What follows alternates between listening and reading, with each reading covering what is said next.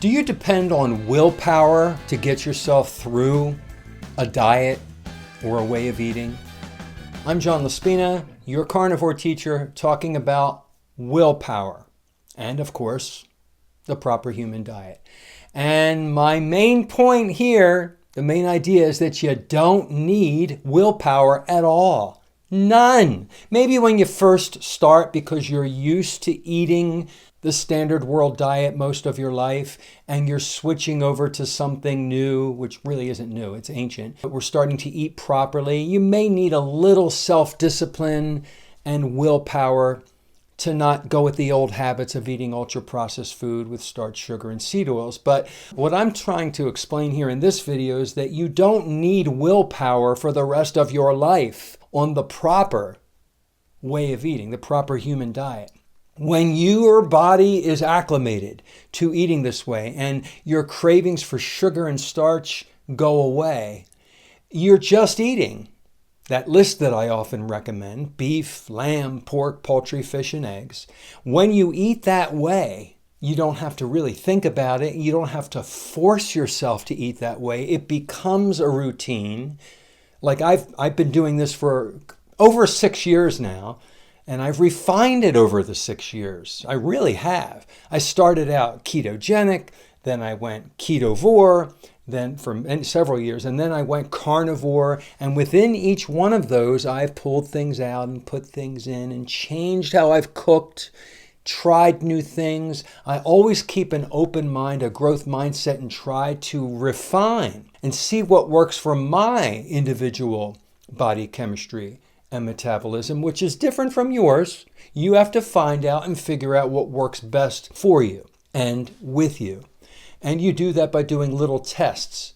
And you don't need willpower to say, oh, I'm going to stay away from that cereal, that Captain Crunch, the Corn Flakes, the Rice Krispies, the Lucky Charms. You don't need willpower because you now know what that is. That is ultra-processed, highly refined starch, carbohydrates, sugars, and yes, seed oils. You don't want to put that in your body. So there's something changes in your brain as well when you start learning what nutrition is. You become nutritionally literate and you realize, I don't want that cereal. I don't want those Pop-Tarts anymore. I used to go crazy over. I don't even want popcorn. Because what is popcorn? Popcorn is corn, genetically modified, popped in an oil usually, although you can dry pop it, and it just turns into sugar. That's all it is. There's nothing in there that's healthy. There's actually anti-nutrients in that. Same thing with rice and bread and pasta. You lose those cravings because you got that sugar and carb stuff out of your system.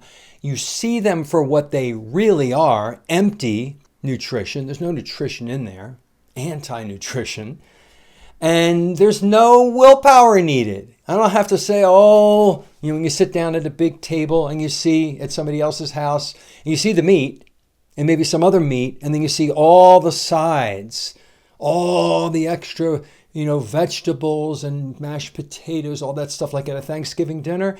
There's no willpower needed because you see that stuff for what it is. You used to eat it. You don't eat that stuff anymore because it has no nutritional value. It just turns into sugar and it contains stuff that can hurt you, like oxalates, lectins, phytates, goitrogen disruptors.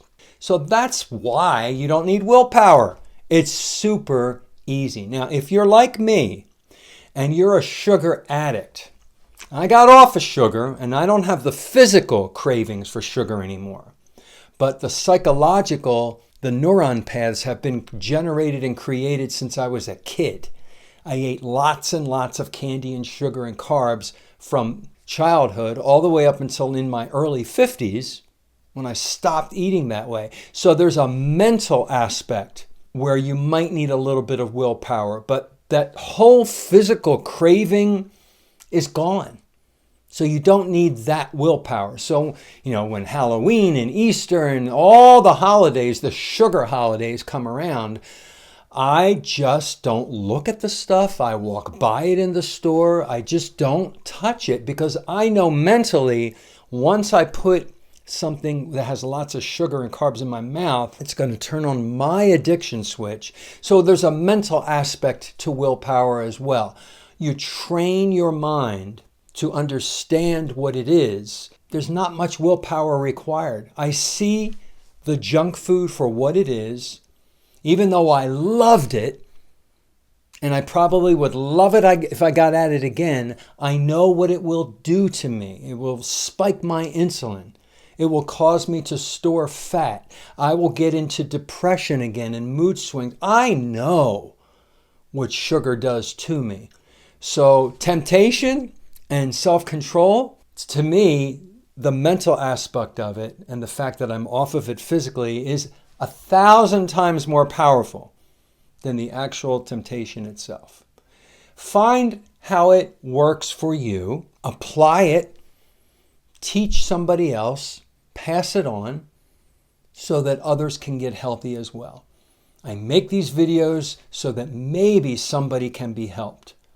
I'm asking nothing from you except to click the thumbs up so that the algorithm sees that it was liked and it will promote it more on YouTube and I can reach more people. That's the only reason I say that. And if you share this video and send it to somebody else through social media, more people will see it and hopefully get helped, maybe get an idea, plant an idea in their head, make some changes, get healthy.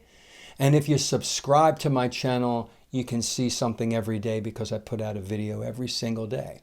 And those are the only reasons I say those is to try to help people. I really do hope that I'm paying this forward and somebody's being benefited. Leave me some comments, ask questions, share how you're doing and how it works for you. I'll respond to every single comment because I like doing this. It makes me happy to help other people. Have a great day.